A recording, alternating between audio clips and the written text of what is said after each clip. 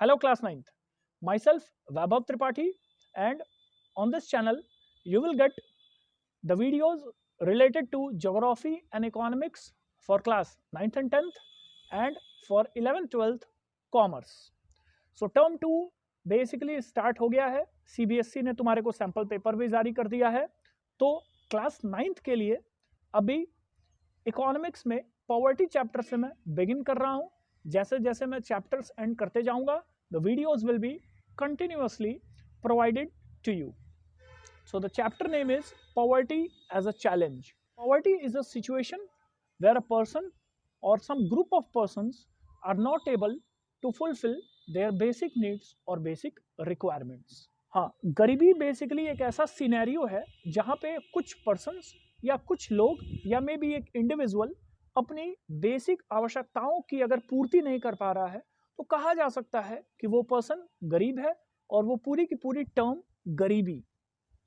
Now when it comes to basic needs, तो basic needs में food, clothing, shelter यानी रोटी, कपड़ा, मकान, ये तो हम जानते ही हैं।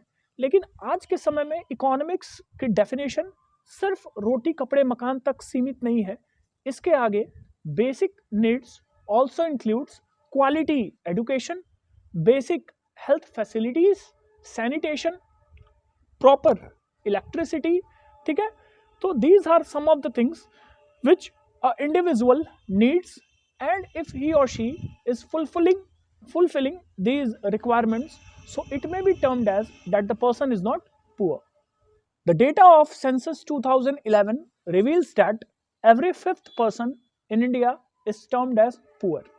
और सेंसस 2011 का ही डेटा बताता है कि अराउंड 270 मिलियन पीपल भारत में आज भी गरीब है, और 270 मिलियन पीपल का मतलब है कि ऑलमोस्ट 27 करोड़ की जनसंख्या आज भी भारत में गरीबी रेखा के नीचे है।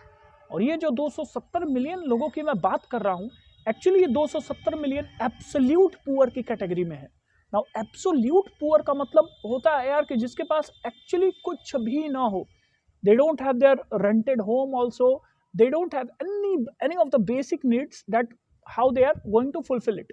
तो एब्सोल्यूट पुअर का मतलब कि जिनके पास ये तक ना पता हो कि शाम को मैं कैसे अपना पेट भरूंगा या अगले दिन या आने वाले कुछ दिनों में कैसे मैं अपने आप को सर्वाइव कर सकूंगा,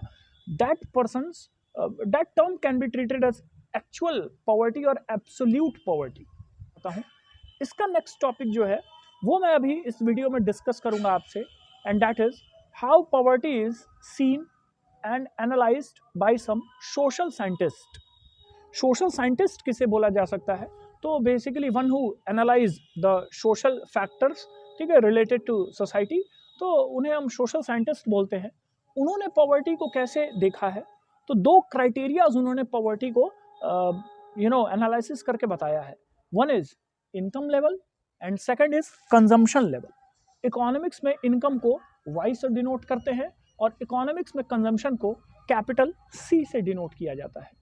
अब इनकम की अगर बात करें और कंजम्पशन की अगर बात करें तो ये दो एक पैमाने हैं, मानक है, क्राइटेरिया है जिसके बेसिस पे सोशल साइंटिस्ट ने पॉवर्टी को एनालिसिस किया हुआ है। तो according to your NCERT curriculum, the data which is given, तो इनकम को बताया गया है कि अगर कोई पर्सन रूरल एरियाज में 800 रुपीज़ पर मंथ और अर्बन एरियाज में 1000 रुपीज़ पर मंथ से कम कमाता है तो that person is treated as poor person. Data में थोड़ा सा करेक्शन था, रूरल एरियाज में 800 रुपये नहीं है, 816 रुपये है। हालांकि मुद्दा वो नहीं है यार, ये तो एनसीईआरटी ने बताया हुआ है तो तुम्हारे को एग्जामिनेशन पॉइंट ऑफ व्यू से ये याद रखना है।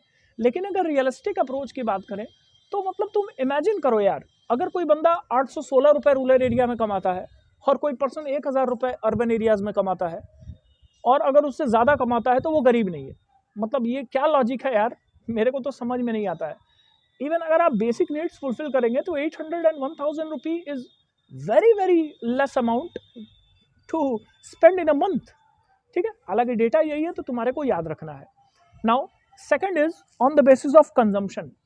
तो कंजम्पशन के बेसिस पे बताया गया है कि अगर आप कंजम्पशन करते हैं, यानी कि जो भी आप अगर फूड आइटम्स का कंजम्पशन करते हैं दिन भर में, आपको जो भी विटामिन प्रोटीन और आयरन वगैरह जो भी कुछ मिलता है, मतलब कहने का मतलब है कि जो ओवरऑल न्यूट्रिशन मिलता है तो उसे कैलोरीज में कैलकुलेशन करेंगे। और रूरल एरियाज़ के लिए 2400 कैलोरी पर पर्सन पर डे और अर्बन एरियाज़ के लिए 2100 कैलोरी पर पर्सन पर डे। अगर इन कैलोरीज से कंजम्पशन कम है तो आप गरीब की श्रेणी में है, और अगर इन कैलोरीज कंजम्पशन से आप ज़्यादा कंजम्पशन कर ले रहे हैं तो आप गरीबी रेखा से बाहर हैं। तो ये तो इनकम और कंजम्पशन के बेसिस पे सोशल साइंटिस्ट ने अपनी राय रखी। इसके अलावा भी इन्होंने कुछ मुद्दों पे बात की है, जैसे इलिटरेसी लेवल।